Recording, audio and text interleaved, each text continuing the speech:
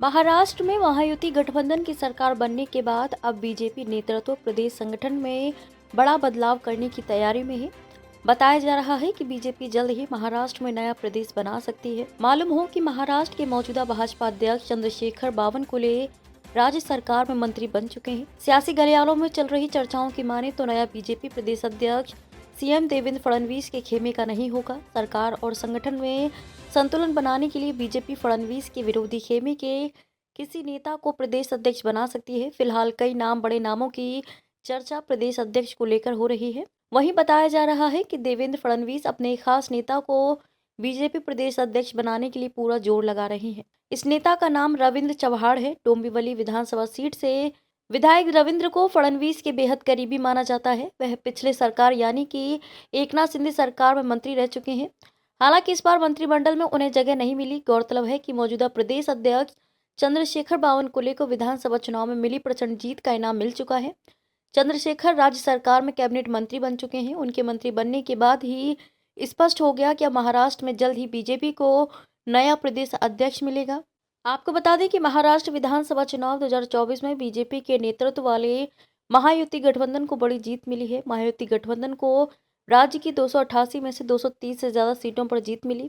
इनमें बीजेपी को 132, एकनाथ शिंदे वाली शिवसेना को 57 और अजीत पवार वाली एनसीपी को 41 सीटों पर विजय मिली। वहीं विपक्ष की बात करें तो इस चुनाव में विपक्षी नेताओं का सूपड़ा साफ हो गया। विपक्ष के 3 बड़े दल कांग्रेस, शिवसेना, यूबीटी और एनसीपी शरद गुट कुल मिलाकर भी 50 सीटें नहीं जीत पाए। कांग्रेस को जहां चुनाव में 16 सीट, शिवसेना यूबीटी को 20 और एनसीपी शरद गुट को 10 सीट मिली।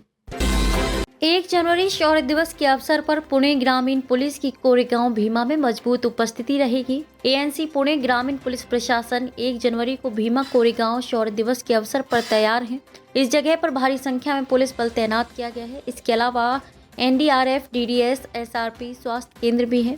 31 दिसंबर और 1 जनवरी को नगर रोड पर यातायात बंद रहेगा। नगर रोड से आने वाले वाहनों को सोलापुर रोड और अले फाटा दोनों तरफ से डाइवर्ट किया गया है। साथ ही वक्फ बोर्ड की लगभग 60 एकड़ पार्किंग उपलब्ध कराई गई है। पुणे शहर की ओर से आने वाले अनुयायियों के लिए दिगराजवाड़ी फाटा स्थित विजय स्तंभ तक पहुंचने के लिए पीएमपीएमएल की 300 बसें उपलब्ध कराई गई हैं। पुणे ग्रामीण पुलिस बल के पुलिस अधीक्षक पंकज देशमुख ने जानकारी दी है कि इस पूरी सुरक्षा के लिए अतिरिक्त पुलिस अधीक्षक से लेकर उप निरीक्षक रैंक तक के 300 से अधिक पुलिस अधिकारियों को तैनात किया जाएगा। भीमा कोरेगाव विजय स्तंभ मानवंदनेसाठी पुणे ग्रामीण पोलिसांनी कशा प्रकारे तयारी केली आहे आणि किती बंदोबस्त आपण त्या ठिकाणी तैनात केलेला आहे? 1 जानेवारी रोजी होऊ घातलेल्या कोरेगाव भीमा विजयस्तंभ अभिवादन सोहळ्यासाठी महाराष्ट्रातूनच नाही तर देशभरातून लाखो अनुयायी त्या ठिकाणी येत असतात। त्या अनुषंगाने पुणे ग्रामीण पोलीस दलाने पूर्ण तयारी केली आहे। त्यामध्ये आम्ही नगर रोड कडनं येणारे जे ट्रॅफिक आहे त्याचे डायव्हर्जन, त्यासोबतच इतर ठिकाणाहून येणारे ट्रॅफिकचे डायव्हर्जन्स हे पॉइंट्स ऍक्टिव्हेट केले। अनुयायांसाठी पार्किंगची व्यवस्था केली आहे जेणेकरून ते त्यांच्या 2 व्हीलर, 4 व्हीलर किंवा बसेस मधनं जर येणार असतील तर त्यांच्यासाठी सुसज्ज अशी पार्किंगची व्यवस्था करण्यात आली आहे। त्या पार्किंगच्या ठिकाणांवर नगर रोड कडनं येताना जीत धाब्याच्या समोर वक्फ बोर्डाच्या पार्किंगच्या ठिकाणामध्ये त्यांनी त्यांची जी वाहनं आहेत ती पार्क करायची आहेत आणि त्यानंतर पीएमपीएमएल बसेस ज्या आहेत जवळपास 380 पीएमपीएमएल बसेस त्यांच्यासाठी उपलब्ध असणार आहेत आणि तिथनं त्यांना डिग्रजवाडी फाट्यापर्यंत त्या बसेस सोडणार आहेत आणि तिथून ते स्तंभाला अभिवादन करण्याकरता जाऊ शकतात। अशाच प्रकारची व्यवस्था ही चाकण रोडला सुद्धा केली आहे। तिथे टोरेंट गॅस पंप आहे, तिथल्या पार्किंग मध्ये सुद्धा चाकण रोड कडनं येणारी जी वाहनं आहेत ते तिथे पार्क होऊ शकतात। मग त्याच्यामध्ये मोस्टली ही छोटी वाहनं असणार आहेत ती पार्क होतील आणि ते तिथे बसेस मध्ये बसून हे डिग्रजवाडी फाट्यापर्यंत येणार आहे। डिग्रजवाडी फाट्याच्या तिथे आम्ही एक मोठं बस स्टँडच उभारला आहे की जिथे मोठ्या प्रमाणावर येणाऱ्या नागरिकांसाठी सुविधा उपलब्ध करून देण्यात आल्या। त्यामध्ये प्रसाधन गृहाची सुविधा असेल किंवा पिण्याच्या पाण्याची सुविधा असेल, ह्या सगळ्या गोष्टी उपलब्ध करून देण्यात आल्या। दुसरा जो आपला प्रश्न होता की किती याच्यामध्ये अधिकारी आणि कर्मचारी त्याच्यामध्ये इन्व्हॉल्व असतील, तर 300च्या वर अधिकारी आम्ही याच्यामध्ये डिप्लॉय करतोय। त्यासोबतच 3080 पोलीस कर्मचारी ह्या बंदोबस्तामध्ये असणार आहे आणि 1500 होमगार्ड्स ह्याच्यामध्ये असणार आहे। जवळपास 4,500 पोलीस कर्मचारी आणि 300 पेक्षा जास्त अधिकारी असा ऑलमोस्ट 4,800 अधिकारी आणि कर्मचाऱ्यांचा हा बंदोबस्त असणार आहे. नवी मुंबई इंटरनेशनल एयरपोर्ट ने 2025 की शुरुआत में कमर्शियल लॉन्च से पहले रविवार को पहला कमर्शियल फ्लाइट वैलिडेशन टेस्ट पूरा किया। इसके लिए इंडिगो एयरलाइन का A320 विमान सफलतापूर्वक रनवे पर उतरा। सफल लैंडिंग के बाद NMIA की स्थापित उड़ान प्रक्रियाओं को अंतर्राष्ट्रीय घोषणा के लिए electronic aeronautical information publication EAIP में प्रकाशित किया जाएगा। आपको बता दें कि Navi Mumbai international airport private limited NMIAL Navi Mumbai में ग्रीनफील्ड इंटरनेशनल एयरपोर्ट प्रोजेक्ट के विकास, निर्माण, परिचालन और रखरखाव के लिए बनाई गई है। NMIAL अडानी एयरपोर्ट होल्डिंग्स लिमिटेड का हिस्सा है और इसकी 74% हिस्सेदारी मुंबई इंटरनेशनल एयरपोर्ट लिमिटेड और 26% हिस्सेदारी सिडको के पास है। सिडको महाराष्ट्र सरकार का उपक्रम है। नवी मुंबई इंटरनेशनल एयरपोर्ट का निर्माण 1600 हेक्टेयर जमीन पर किया गया है।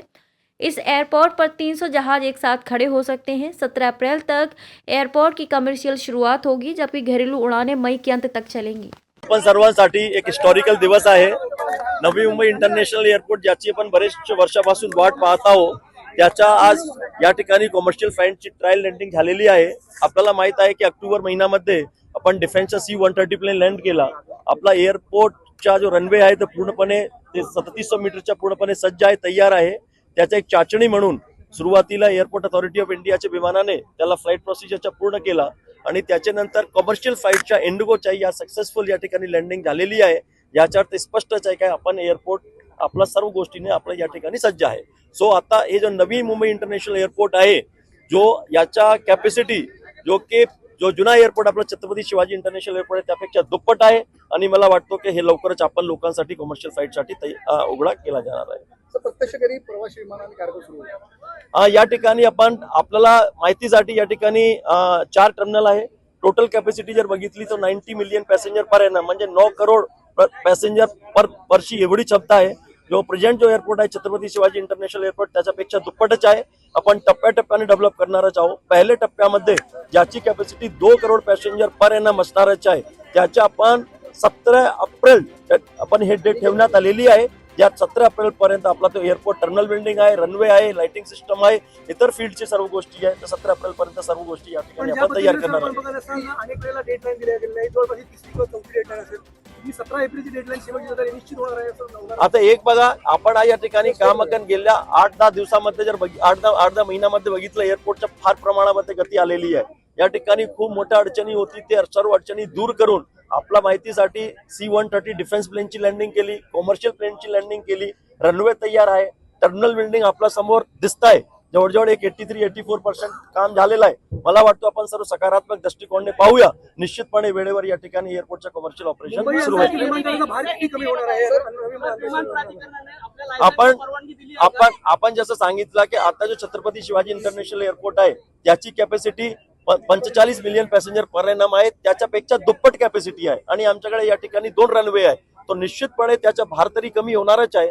बरेचशी फ्लाईटला मुंबईमध्ये लँडिंगची फॅसिलिटी मिळत नाही, प्राईम टाइमला किंवा इतर गोष्टींमुळे त्या ठिकाणी लँडिंगची फॅसिलिटी या ठिकाणी मिळून मोठ्या प्रमाणावर या ठिकाणी सुविधा मुंबईतून उपलब्ध नाही, ते सुविधा सुद्धा उपलब्ध केली जाईल। आपल्याला एक आता काय असतो ते एक प्रोसिजरली आपण वेगळे टप्पे पार करून जातो। जसं मी सांगितलं की यामध्ये आपण त्याच्या रनवेची चाचणी झाली, लेफ्टची साईडची, त्याच्यानंतर तुमच्या डिफेन्स प्लेनची लँडिंग झाली। आज तुम्हाला फ्लाइट प्रोसिजरची आणि इन्स्ट्रुमेंट प्रोसिजरची सुद्धा तपासणी केली।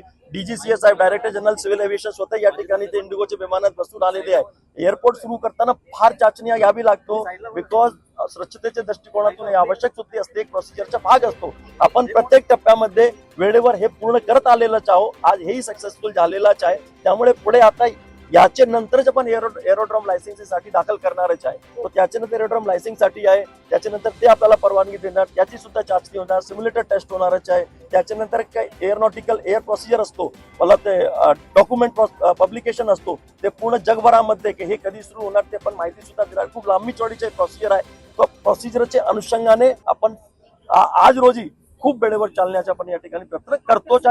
VCMD सर, एक मिनिट आपल्या बरोबर VCMD सर विजय सिंगल आहेत, जॉईंट MD सिडको